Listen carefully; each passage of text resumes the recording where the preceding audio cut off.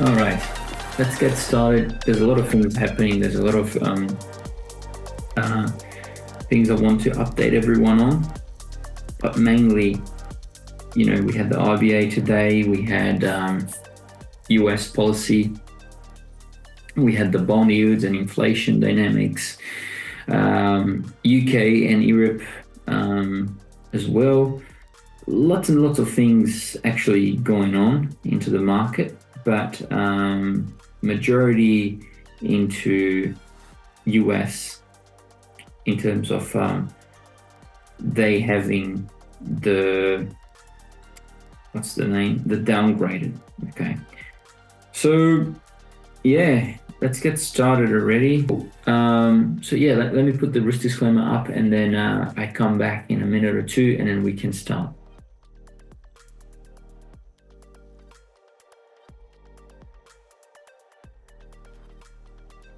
Okay, cool. That's done. So let's have a look at what's happening on the market so far. Yeah, so Australia has held the RBA, right, the Reserve Bank of Australia interest rates decision this afternoon, around like 2 hours ago, somewhere around that. We saw very sharp moves happening. The RBA left the rates. The RBA cut the rates at 3.80 something. Let me just come back here again. Yeah, so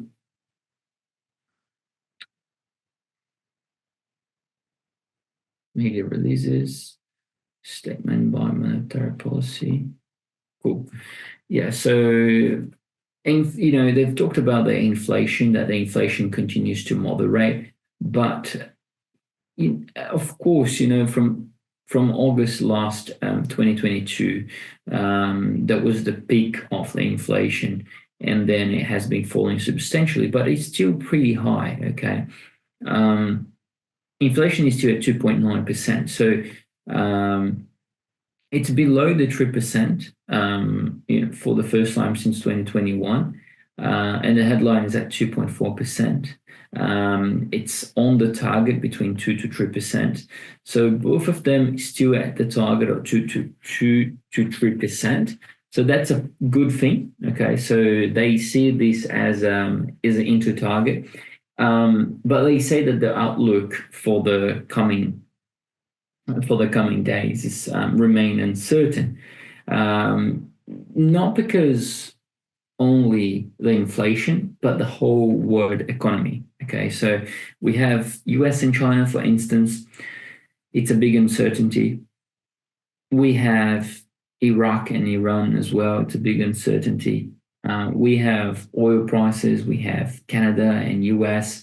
So lots and lots of things are shaping the whole world economy. It's not only one part of it, it's the whole part of it. Okay, and if we just look at one single, if we only look at one single part of it, the puzzle won't make any sense. So at the moment, the market is sort of moving out to the risk on from last week and moving into a risk off. And the way we can see this is pretty simple. For instance, if we get Australian dollar against the US dollar, right? So let me go into like a 1 hour time frame. The release in Australia was at 2:30, so I'm just going to dot plot 2:30 here. So around today is the 21st, or was it 20? Yeah, it's the 20. So 9 to 9, 12, 14. Yeah, so right here was the release. Okay, if we can even go down for 30 minutes to catch exactly 2:30. Yeah, so right here, where I have this marked down, is when the release was done. And since then, we saw a huge move down, and now we're seeing a huge move up. So what does that mean? Well, basically, at the first sign, it was a cut. Okay, so they did a 25 base points cut. First sign, this is not good. But the thing here is that they continue to predict more cuts. Okay. If you go through and read all of that, we're not going to read that now. But just at the few last lines here, the last paragraph, the board will be attentive to the data and involving assessment of risks to guide its decision. So what means at the moment is that they are data dependent. If we get the last statements from last year, for instance, where they say the rates will sort of remain higher for longer, the market classifies that as okay, so they're not going to cut in the coming months. As of now, the market looks at it, thinks about, okay, there is chances of them to continue to cut into the next months. And basically, that is very, very dovish. Okay. I'm not saying that this is dovish, this is pretty much neutral. But if we continue here, so in doing so, we'll pay close attention to developments in the global economy, as I say, financial markets, trends in domestic demand, so in Australia, and the outlook for inflation and the labor market in Australia as well. So the board is focuses on mandate to deliver price stability and full employment, and will do what is considered necessary to achieve that outcome. Of course, this is very data dependent, very neutral sort of scenario. But if we continue to have the data we're having, most likely the RBA will continue to cut. And if they continue to cut, the Australian dollar will continue to weaken. Okay. The problem here is not only that, but the whole thing here is we as I say, we're moving from a risk on to a risk off sort of economy. And how can we see this? Is pretty simple. So from last week, we had this move from down the bottom all the way up, okay, all the way up here. And then we had a down move back again into somewhere here, okay. So we had up, down, and now up again. Every time that there is risk into the market, gold falls, okay. So if I can add gold here.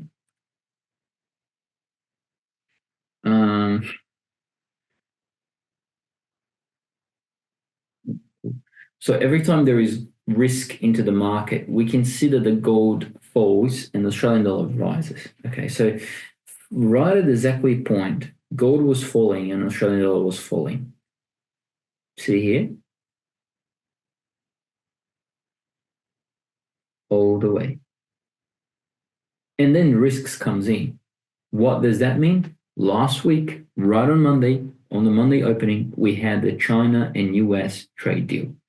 So last Saturday and Sunday, US president and China vice president, I don't know who was that. Completely forgot about that guy.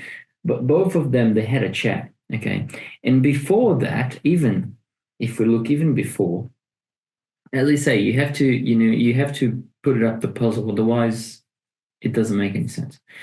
So even before that, Trump had posted I think it was an X, from the old Twitter, saying that he is happy to do an 80% tariff deal with China. But it's not about him to decide that, but he says it's a green light from him to do 80%. Now he needs to check with the Treasury Secretary if the numbers will do the right thing. Then he went to China, sorry, not China, Switzerland, and they had a meeting. The meeting went for 8 hours. Okay. As soon as they exit the meeting, President Trump said that they had a really good meeting, really, everything was very good. And then after that, there was a news saying that China and US made agreement on 35%. So much, much less on what Trump was saying. Okay. Therefore, it's good for China, it's good for Australia, good for New Zealand, bad for Japan, bad for Euro, bad for CAD and all of the other currencies. So the risk on currencies like Australian dollar and New Zealand dollar, they pick it up. And gold fall a lot.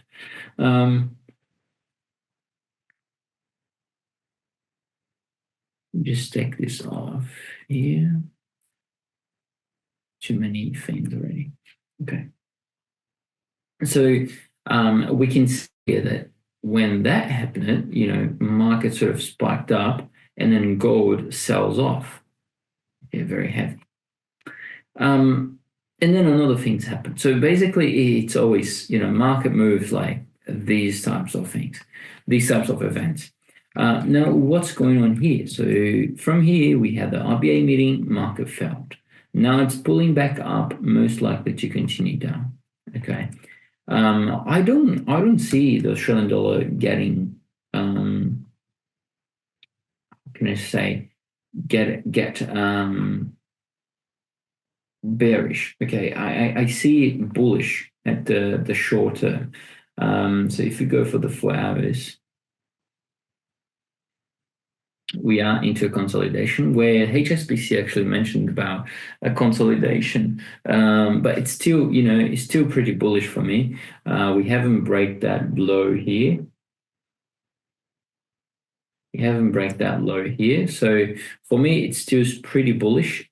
Just waiting for better opportunities to long, like this one I say just now, pulling back, continue up. And we have to wait for that to break through here. Okay. Cool. So that's my analysis for Australian dollar. Do you have any questions in specific, Peter, that I can sort of help you out?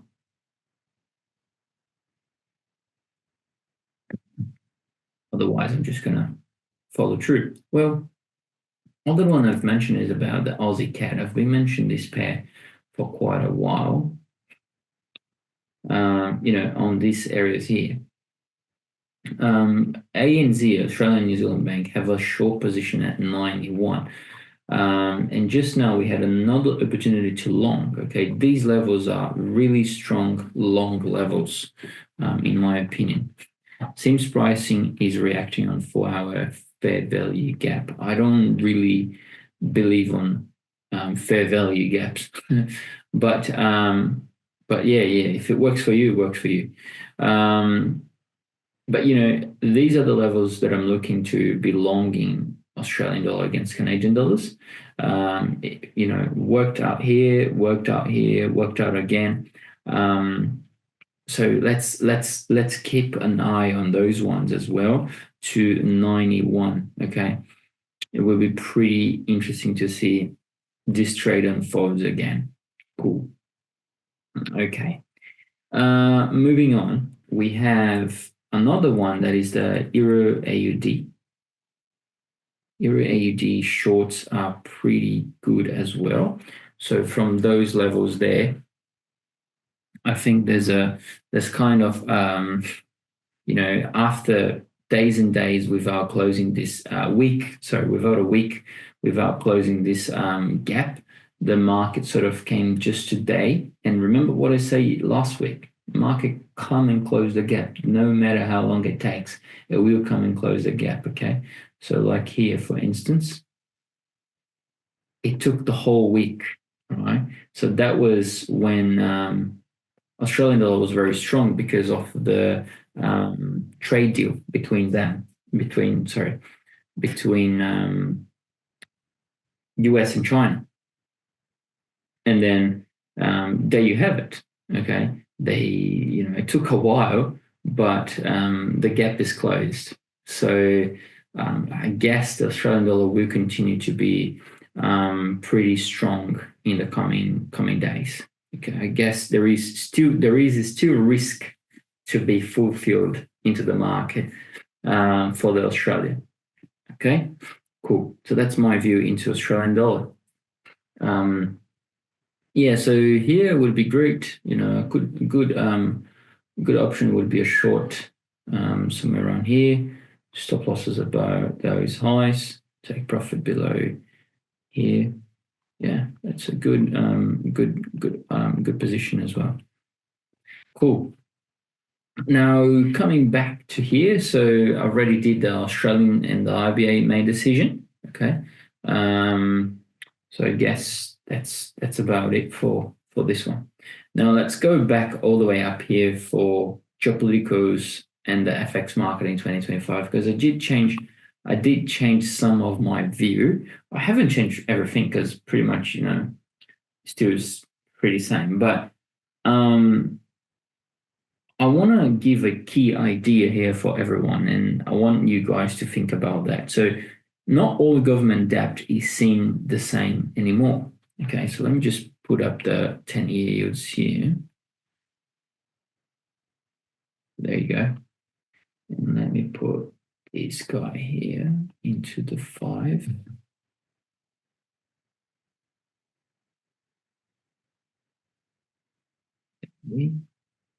Cool. All right. The investors are drawing a sharp line between what could call good debt and what could be called as a bad debt. If we look for German, for example, with its the relatively low debt to GDP, is it still safe? Seems to be safe because they can sort of save money and pay the debt. But on the other hand, if we look to US, for instance, Japan, where the debt levels are rising very fast, and this is getting more like a pushback. Japan debt is already over 200% of the GDP, and the US it's creeping above 120%, and that number could jump if bigger tax cuts or stimulus bills go through. Also, we just have now, as I said last week, we just have now the 10 years flirting with the 5%. Okay, it's very, very close. I know it's a big move. It's probably like 0.5% base points, 50 base points, but still, it's close. Okay, if we have another move like this one, we really, really bad, or if we have this one, it's possible. Okay, things that are possible. It's not just a magnitude. It can possibly happen. In the past, the markets used to love fiscal stimulus. More spending, it means more growth, more GDP, more rich. But that's changing. So now when the governments throw money around, especially without solid funding, the market sees this as a risk, and it's reacting. Okay, so it's really hard to just throw away money and print money and pay the debt when it's generating high inflation now, and the market is looking at that as a risk. So I think that there's a big one that was this month, and as I've mentioned, the US and China tariff news. The two sides they agreed to roll back tariffs to just 10%, and that caught everyone off guard because everyone wasn't expecting that low. Okay, so the dollar had dropped harder earlier this year because tensions had escalated, but once that rollback was confirmed, it basically bounced back very sharply above 100. Where is this? There we go. Okay, so we had this the whole down move here, and then we have this up little move above the 100 area. Let me just get this one.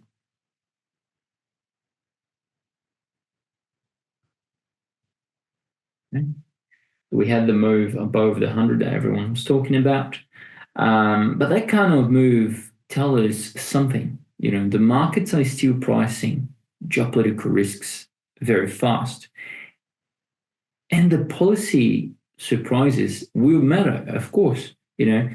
So what's more, that kind of shift, they can change how the central banks behave. That's what I want to get. Okay. So like the Federal Reserve, for example, they were holding back on rate cuts because of trade uncertainty. With the tariff news out, the market was very quickly lowered their expectations for a July cut. And remember, it's not about the US dollar. It doesn't only affect the US dollar, it affects the whole Forex market. If you are a Forex trader, you know what I'm talking about. Okay. it affects the whole landscape, especially the risk-sensitive currencies, as I've mentioned, the Australian dollar, the Canadian dollar, the emerging markets like China, Thailand, everything that it's emerging markets. So the bottom line here is the fiscal policy is no longer a free pass. Okay, if it looks reckless, the bond market will push back. And we saw that with the UK in 2022, and we could see it again in the US. Okay, remember when we had the 2022 UK bank sort of didn't have liquidity to pay their clients? That's exactly what happened.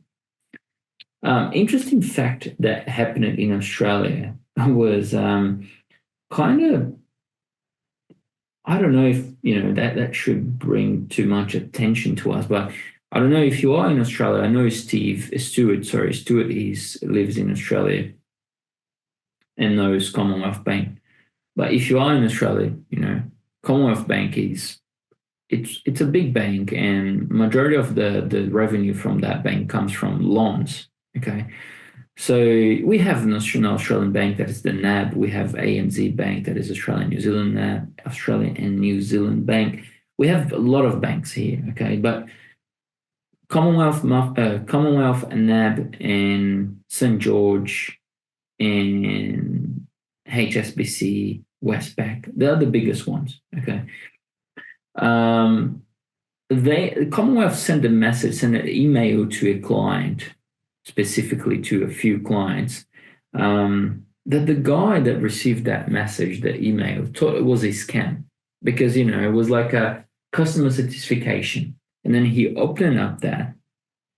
And there were some questions, very interesting questions that I'm going to, yeah. So if we look here, that's the one, okay? So that's the email, and that's the guy that received it. So it's really, really interesting. So the banker asking him, how I have built my wealth. Why have I made a cash withdrawals? If I'm holding cash at home, why? Why did I make certain transactions to third parties? Okay. Specifically, we may, so that's the bank saying, remove your ability to use and access your accounts or accounts you operate. Remove your ability to use any linked cards, including ATMs. So ATMs, it's basically where you go to withdraw your money from the bank account, from your bank account, at a point of sales and online. Remove your ability to view and access your accounts or accounts you operate on NetBank, CommonBiz, and Common Bank app, and stop any scheduled transactions, direct debits, direct credits, or regular payments. So basically, that shows to me that they're running low on cash. And if they're running low on cash, we may be looking to a tipping point where I don't want to even think about of a collapse into the economy. But that's already very, very, I would say, front sort of thinking that we don't need to worry about. But I was just, it's food for thought.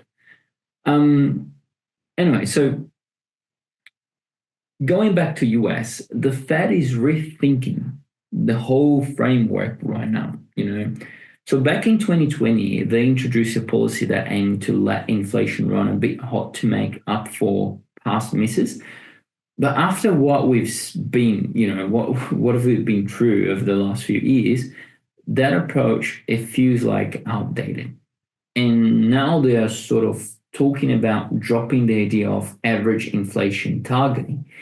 And they are also focusing more on supply side of risks. So things like supply chain shocks or energy spikes that drive inflation in different ways, that's what they're willing to do now. But what does that mean for us? Well, it makes the rate decision more data dependent, more reactive, and less tied to old formulas.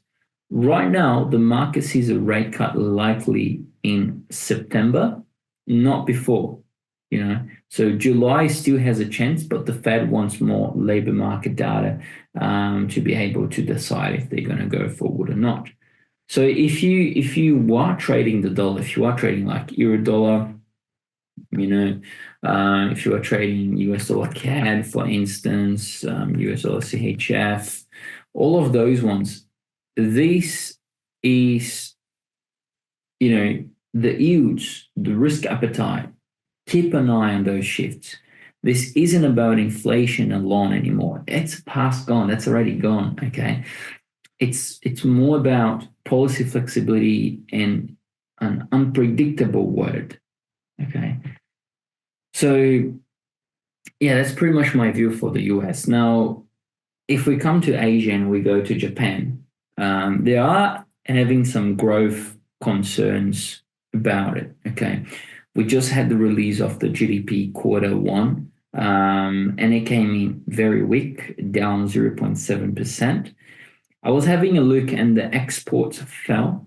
The consumer spending was flat. And it's not great news for growth, of course, and the BOG knows it. So they're being very cautious. Even if you look to USD JPY, it came up to close the gap, as I've always mentioned about it. But, oh wow, what's that? Damn, it's a lot of things. Yeah, so as I was saying, so they're being very cautious now. The board members spoke recently and pushed back against the idea of more hikes. And the market agrees. Pricing for further hikes this year has dropped from 40 base points in March to 16 base points now in May. So what's happening with the yen? Interesting. It's getting some support, as we can see, not because Japan is doing great, but because investors are getting nervous around the world. And the yen, as everyone knows, is still a safe haven. So the US yield cool and the volatile returns, the US Japanese yen could fall further. If you trade yen crosses, keep an eye on global sentiment, US job data, and risk indicators, and etc. But as I've mentioned already, I'm looking at US dollar Japanese yen around 138, okay, around this level. So that as I said, it's a good opportunity, okay. As I've mentioned a few days ago, that was a good opportunity to be looking to shorts around that level and looking to target 138 around here, okay. So I guess gold is on a good spot as well to be looking to long. Okay, here was even better around this level. This level here was really good level. But most likely, yes, we can continue to see an up move into gold very soon for that. But let's look now to UK, into GBP. Well, the economy is giving some sort of mixed signals for me. Employment is dropping, but at the same time, wages are still growing in some areas. Some central bankers say they might move too soon with the last rate cut. I don't think so. I think they're pretty good. Same as Europe, they can't lag behind Europe. Okay, a good cross as well as Euro pound. So, but yeah, I guess it's fine in my opinion. The trade tension between UK and US have eased, and we may see more hesitation before any further future cuts. Inflation is still above the 2% target, so I continue to believe on future cuts, and the labor market isn't showing clear weakness yet. So when we look to the pound, it's pretty much benefiting a bit from better trade outlooks, but there's always a ceiling. Okay, if the global growth softness or European data weakness, the GBP could come under pressure again.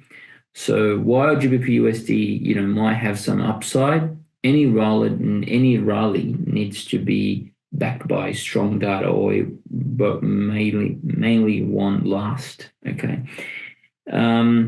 So yeah, I guess we could cover everything. So the market is not trading with inflation, it's not trading with data anymore. It's trading around risk on and risk off sentiment. And I've explained that already to everyone. So if you've missed that webinar, luckily we do have recorded. So you just go into the ACY YouTube channel, like this one here, I'm going to send to everyone. Just send in the chat.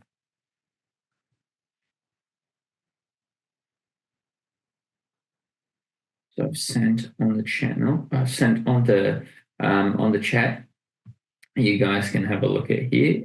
Even if you come into playlists, you can find the geopolitical insights, the FinLogix trading, or you can go into just videos and look at for which one you. This one was me today. Where are the other ones? Yeah, this was me last Wednesday, and this was me last Tuesday. Okay, so you always come here and you can check, and then tomorrow will be today's video at the first. All right, cool. Yeah, guys, I guess that's pretty much it. As I say, keep an eye on the headlines, keep an eye into the